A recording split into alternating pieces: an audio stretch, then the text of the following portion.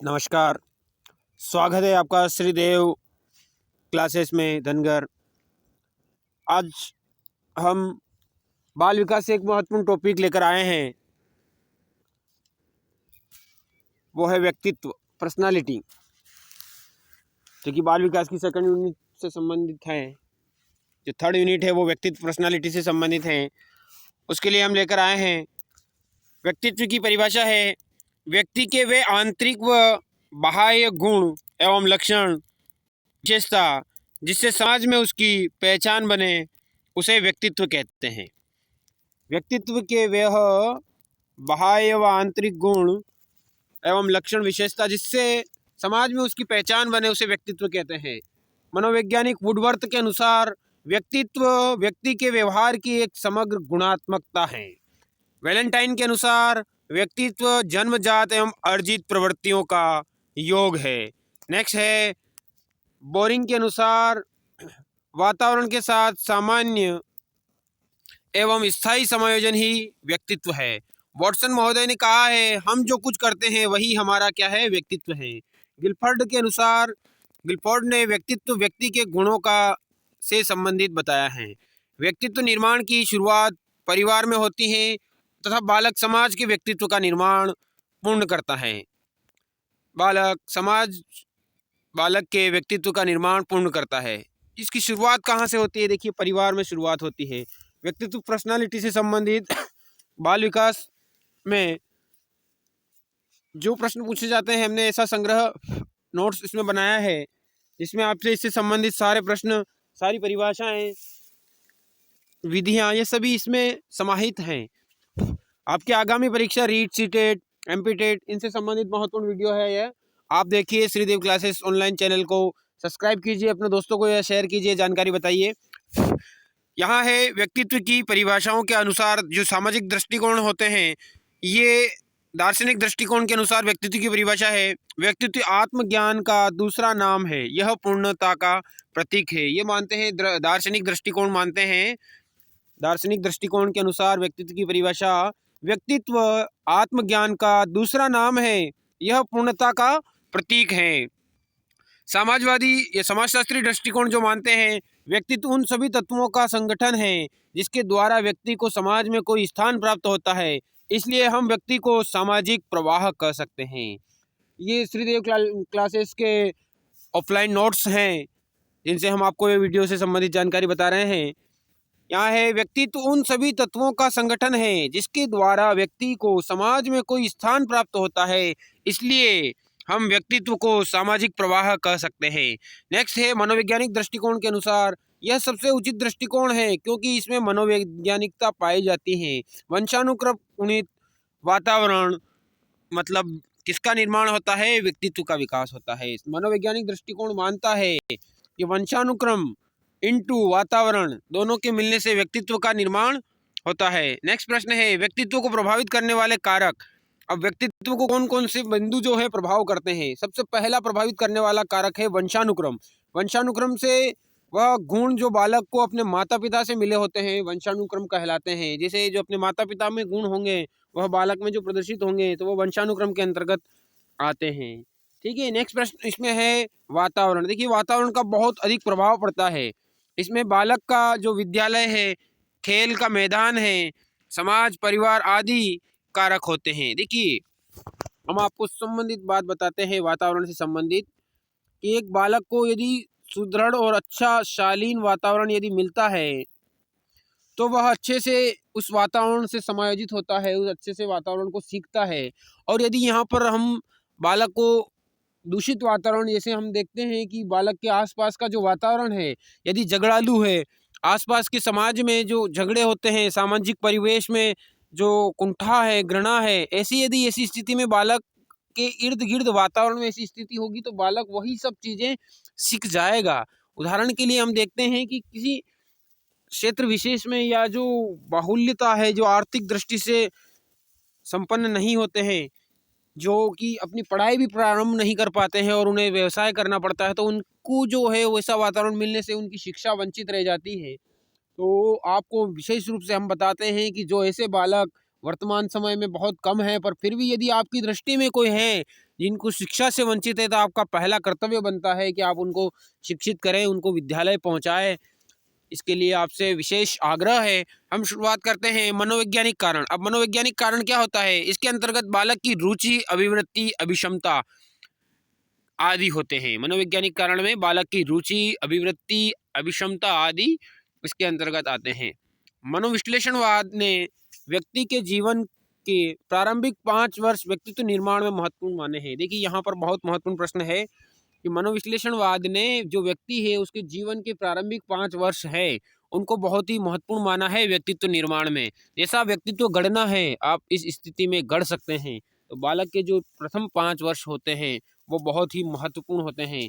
अधिगम के अभाव में व्यक्तित्व का विकास संभव नहीं होता है। यदि निश्चित अधिगम उसे दिया जाता है तो उसका व्यक्तित्व विकास संभव होता है, और नहीं होने पर उसका विकास पूर्ण रूप से नहीं हो पाता है। एक व्यक्ति के विकास पर जन्मजात कारक और वातावरणीय कारक दोनों का प्रभाव पड़ता है, परंतु व्यक्तित्व पर जन्मजात कारक की अपेक्षा वातावरणीय कारक का प्रभाव अधिक पड़ता है। प्राचीन अवधारणा में व्यक्तित्व बराबर बाह्य गुण ऑब्लिक आवरण बताया गया है। आधुनिक अवधारणा में व्यक्तित्व बराबर आनुवंशिकता प्लस वातावरण प्लस समन्वय प्लस विलक्षणता। व्यक्तित्व की विशेषता होती है सामाजिकता, एकता व एकीकरण, शारीरिक व मानसिक स्वास्थ्य, सामंजस्य या समायोजन, विकास की निरंतरता, निर्देशित लक्ष्य प्राप्ति, दृढ़ इच्छा शक्ति। व्यक्तित्व के प्रकार।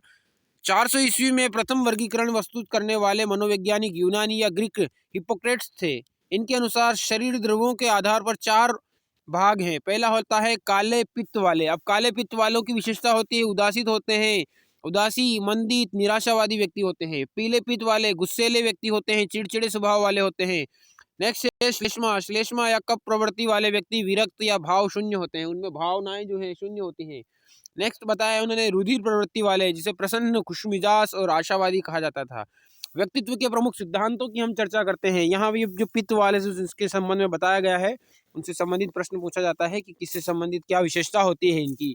नेक्स्ट हम देखते हैं कि व्यक्तित्व के प्रमुख सिद्धांत। अब व्यक्तित्व के जो प्रमुख सिद्धांत हैं वो आप देखिए। मनोविश्लेषण सिद्धांत। मनोविश्लेषण सिद्धांत जो है फ्रायड ने दिया है। इसके संबंध में फ्रायड ने बताया है व्यक्तित्व के इस प्रथम व्यापक सिद्धांत की रचना का श्रेय सिगमंड फ्रायड को जाता है। इनका जन्म फ्राइबर्ग में हुआ तथा 3 वर्ष के बाद ये वियना ऑस्ट्रेलिया में चले गए। व्यक्तित्व के प्रमुख कारक इन्होंने बताए हैं इदम, इड, अहम, ईगो, परम अहम, इसको सुपर ईगो कहा जाता है। जिसके अंतर्गत चेतन मन में जो है इसमें व्यक्ति जागृत अवस्था में होता है। इसके मस्तिष्क में क्रियाएं साथ साथ चलती हैं। मस्तिष्क में चेतन मन का कुल जो भाग है 10% मतलब 1/10 होता है। अचेतन मन के बारे में बताया है, इसमें कटु अनुभूतियां व दुखद बातों, अतिरिक्त इच्छाओं का भंडार होता है, जो कुल भाग का 9/10 मतलब या 90% होता है।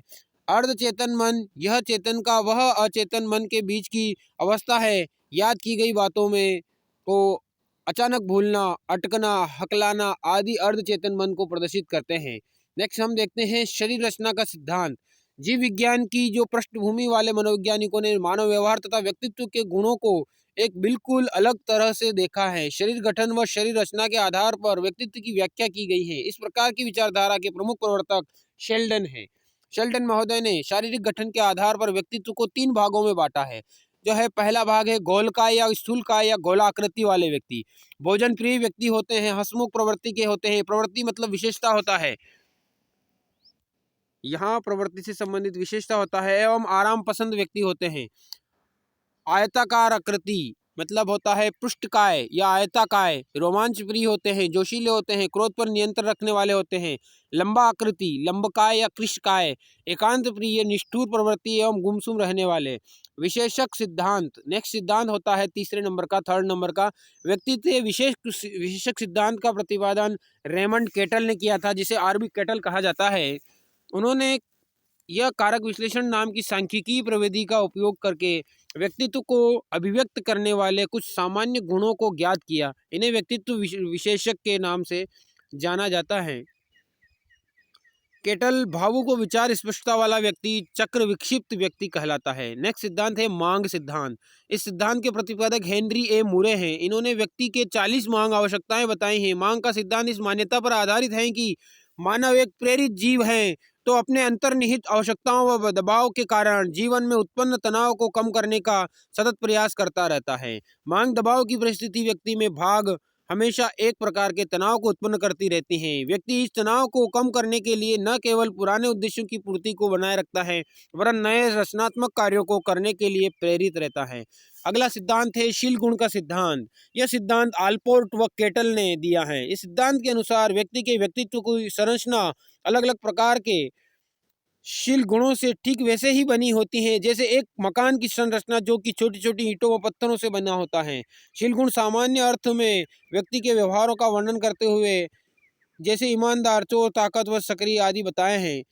आलपोर्ट ने GW आलपोर्ट ने के द्वारा प्रतिपादित व्यक्तित्व के सिद्धांत को आलपोर्ट शील गुण सिद्धांत कहते हैं। इन्होंने शील गुण संबंधी 17,953 शब्द बताए हैं तथा इन्हें 4500 भागों में बांटा गया है। आलपोर्ट के सिद्धांत को RB केटल ने आगे बढ़ाया है तथा इन्होंने 16 प्रकार के शील गुण बताए हैं जो व्यक्तित्व में पाए जाते हैं। पहला है सामान्य शील गुण। इसे ऐसे शील गुण जो समाज के अधिकतर लोगों में पाए जाते हैं या समाज के बड़े समुदाय में पाए जाते हैं। उदाहरण प्रशंसा, सम्मान, सहयोग। व्यक्तिगत शील गुण ऐसे शील गुण जो किसी समाज के एक व्यक्ति विशेष की स्थायी आदत के रूप में पाए जाते हैं। इसी कारण उनके आधार पर उस समाज के अधिकतर की लोगों की आपस में तुलना नहीं की जा सकती है। आलपोर्ट ने व्यक्तित्व प्रवृत्ति को 3 भागों में बांटा है। कार्डिनल प्रवृत्ति व्यक्ति की एक ऐसी स्थायी प्रवृत्ति या आदत जिसका प्रभाव उसके व्यक्तित्व के प्रत्येक व्यवहार में देखने को मिले, वो कार्डिनल प्रवृत्ति होती है। फिर आता है केंद्रीय प्रवृत्ति। केंद्रीय प्रवृत्ति के अंतर्गत व्यक्ति की एक ऐसी प्रवृत्ति या स्थायी आदत या ऐसे गुण जो उस व्यक्ति के व्यवहार का सर्वोत्तम वर्णन करते हैं और उन प्रवृत्तियों का प्रभाव व्यक्तित्व के दूसरे पहलुओं पर भी पड़ता है, तो उन प्रवृत्तियों को केंद्रीय प्रवृत्ति कहते हैं। नेक्स्ट है गौण प्रवृत्ति। व्यक्ति की ऐसी प्रवृत्ति या स्थायी आदत जो कुछ समय के लिए स्थायी होती हैं लेकिन अपनी समस्या स्थायी नहीं होती हैं, जिनकी जितनी की कार्डिनल व केंद्रीय प्रवृत्ति होती है। देखिए, व्यक्ति की एक ऐसी प्रवृत्ति या स्थायी आदत जो कुछ समय के लिए स्थायी होती है लेकिन उतनी स्थायी नहीं होती जितनी की कार्डिनल व केंद्रीय प्रवृत्ति होती है। इसकी समयावधि भी कम है, बहुत कम है। केटल के अनुसार सतही गुण। केटल ने सतही गुण बताए हैं। सतही विशेषज्ञ व्यक्ति द्वारा अभिव्यक्त किए जा रहे हैं व्यवहार से परिलक्षित होते हैं तथा व्यक्ति के व्यवहार को प्रत्यक्षतः प्रभावित करते हैं। ऐसे शील गुण जो व्यक्ति के प्रतिदिन की क्रियाकलाप में आसानी से व्यवहार में होते हैं, जैसे प्रसन्नता, परोपकारिता, सत्यनिष्ठता। मूल शील गुण यह व्यक्ति के व्यवहार के पीछे छिपे रहते हैं। यह अभिव्यक्त व्यवहार को अप्रत्याशित रूप से नियंत्रित एवं निर्धारित करते हैं। उसे शील गुण जो व्यक्ति के प्रतिदिन की क्रियाकलापों में आसानी से व्यवहार में प्रयुक्त नहीं होते। मुख्य सिद्धांत जो है, हम प्रमुख सिद्धांत की यहाँ चर्चा कर लेते हैं व्यक्तित्व के संबंध में।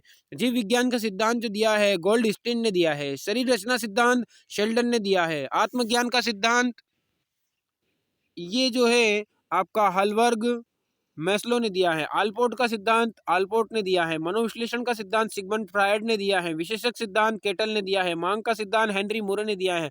हार्मिक का सिद्धांत मैकडूगल द्वारा दिया गया है। व्यक्तित्व मापन की विधियां। व्यक्तित्व मापन की विधियां जो है IBT, हरमन रोशा जो शाही धब्बा परीक्षण होता है, TAT प्रसंगात्मक बोध जिसे कहा जाता है, CAT बाल प्रसंगात्मक बोध कहा जाता है, SCT वाक्य व कहानी पूर्ति परीक्षण कहा जाता है। नेक्स्ट विधि है प्रक्षेपण विधियां। प्रक्षेपण विधि शब्द का प्रयोग सर्वप्रथम प्रसिद्ध मनोवैज्ञानिक सिगमंड फ्रायड ने किया था। प्रशिक्षण विधियों की सर्वाधिक महत्वपूर्ण विशेषता व्यक्ति के अवचेतन मन को जानना है। यह एक ऐसी उत्तेजक परिस्थिति है जिसमें कोई व्यक्ति स्वयं ही अपने विचारों व संवेगों को प्रकट कर देता है। जिसमें रोशा शाही धब्बा परीक्षण संस्कृति मुक्त परीक्षण उपनाम है इसका। इस दिशा में हरमन रोशा का कार्य सर्वाधिक महत्वपूर्ण था। इस परीक्षण का प्रतिपादन 1921 में किया गया था। हरमन रोशा स्विट्जरलैंड के मनोवैज्ञानिक चिकित्सक थे। व्यक्ति का व्यवहार चेतन से अचेतन पर अवलंबित रहता है। परीक्षण सामग्री में रोशी शाही धब्बा परीक्षण में 10 कार्ड होते हैं। यहाँ से संबंधित प्रश्न पूछा गया है कि रोशा शाही परीक्षण में कितने कार्ड होते हैं, जिसमें प्रत्येक पर एक सममित धब्बा मसीह लक्ष्य बना होता है। 5 कार्डों पर काले व सफेद, 2 कार्डों पर सफेद व लाल व काले रंग तथा 3 कार्डों पर कई रंग के शाही धब्बे बने होते हैं। परीक्षण विधि में इसमें परीक्षण की आवश्यकता होती है। परीक्षण प्रयोग करने से पहले परीक्षक द्वारा परीक्षार्थी को निर्देशित किया जाता है कि उपयुक्त निर्देश के बाद एक एक करके एक कार्ड को देखने की उपरांत आकृति के बारे में पूछता है। बालक जो भी प्रतिक्रिया करता है उसे परीक्षक चार्टों पर अंकित कर लेता है और फिर चार्टों की सहायता से परीक्षार्थी का विश्लेषण करते हुए यह परीक्षण किशोर के करता है। यह परीक्षण किशोर बच्चों के लिए 13 से 19 वर्ष की आयु के लिए उपयुक्त है। 13 से 19 वर्ष की आयु के लिए इस परीक्षण का प्रयोग किया जाता है। परीक्षार्थी की अनुक्रिया के विश्लेषण में व्याख्या के निम्न 4 बातों का ध्यान रखा जाता है: स्थान, गुण, विषय और समय। यदि परीक्षार्थी द्वारा संपूर्ण दब्बों को ध्यान में रखते हुए प्रतिक्रिया दी गई होती है तो वह व्यवहारिक व्यक्ति न होकर सैद्धांतिक व्यक्ति है। यदि परीक्षार्थी द्वारा दब्बों के आंशिक भागों के प्रति प्रतिक्रिया दी जाती है तो वह छोटी छोटी व अनावश्यक बातों पर ध्यान देने वाला व्यक्ति है। यदि परीक्षार्थी द्वारा दब्बों में मानव, पेड़ पौधे, पशुओं को देखा जाए तो वह प्रकृति प्रेमी व्यक्ति है। यदि परीक्षार्थी द्वारा रंगों के प्रति प्रतिक्रिया की गई है तो वह उसमें संवेगों की अधिकता है। इसकी उपयोगिता है शिक्षा के संबंध में। इस परीक्षण के माध्यम से परीक्षार्थी के ज्ञानात्मक, क्रियात्मक व भावात्मक पक्षों को मापा जा सकता है। मानसिक रोगों के निदान, उपचार एवं बाल निर्देशन में भी इस परीक्षण का प्रयोग होता है। नेक्स्ट है प्रासंगिक अंतर्बोध परीक्षण। यह व्यक्तित्व मापन की एक प्रसिद्ध विधि है। इसे प्रौढ़ परीक्षण या अंतर चेतन नाभि परीक्षण, विषय आत्मबोधन परीक्षण एवं कक्षा प्रसंग परीक्षण भी कहा जाता है। सन 1935 में एच ए मुरे ने हार्वर्ड विश्वविद्यालय में की। इसके बाद 1938 में मॉर्गन के साथ इस परीक्षण का संशोधन किया गया। इस परीक्षण में 30 चित्रों का प्रयोग किया जाता है। 10 चित्र जिसमें पुरुष के चिन्ह अंकित होते हैं, 10 चित्रों में स्त्रियों के चित्र अंकित होते हैं, 10 में दोनों के लिए होते हैं। सामान्यतः अंतिम 10 चित्रों को ही प्रयुक्त किया जाता है। बालक को चित्र दिखाकर कहानी लिखने को कहा जाता है। उपयोगिता प्रौढ़ व्यक्तियों के हेतु उपयोगी है। परीक्षण से सामाजिक तथा व्यक्तित्व संबंधों की जानकारी प्राप्त हो जाती है। बाल प्रसंगात्मक बोध परीक्षण 3 वर्ष से 10 वर्ष तक के बालकों के व्यक्तित्व का मापन होता है। रचना लियोपोल्ड बेला के द्वारा 1938 में की गई है। सामग्री इस परीक्षण में 10 चित्र जिन पर जानवरों के चित्र अंकित होते हैं। इन कार्डों पर बने चित्रों को बताकर बालक से उनका कथानक पूछा जाता है।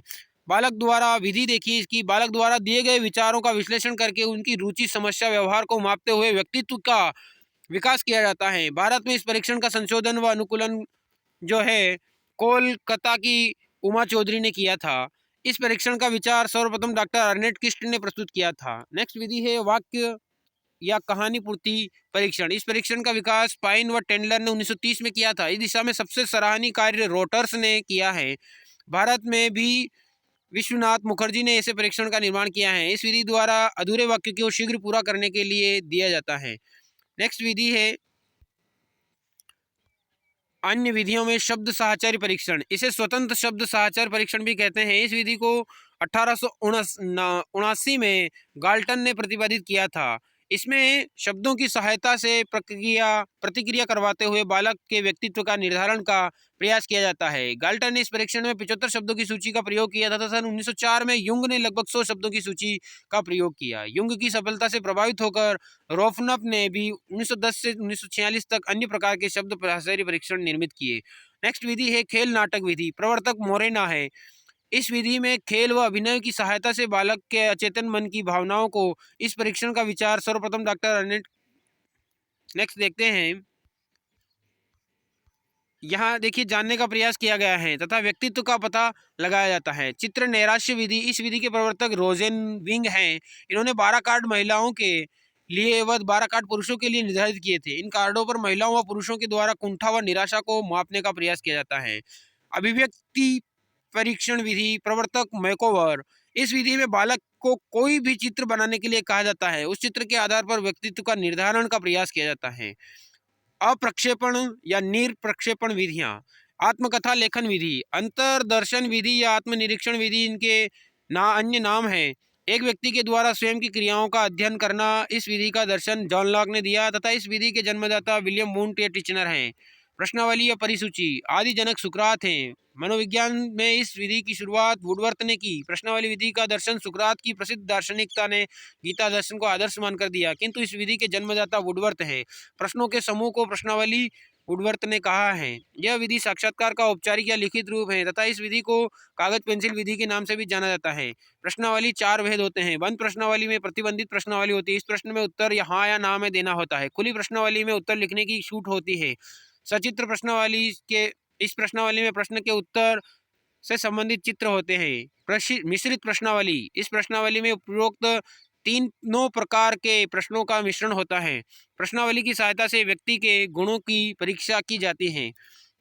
नेक्स्ट है मिनेसोटा MMPI PTM जो है, इससे अधिक प्रचलित व्यक्ति परिसूची में मिनेसोटा मल्टीफेसिक व्यक्तित्व परिसूची का नाम लिया जाता है। इसमें 550 प्रश्न पूछे जाते हैं। जीवन वृत्त विधि, व्यक्ति इतिहास विधि या जीवन गाथा विधि, जीवन गाथा विधि इसके अंतर अन्य नाम है। जन्मदाता है टाइडमैन।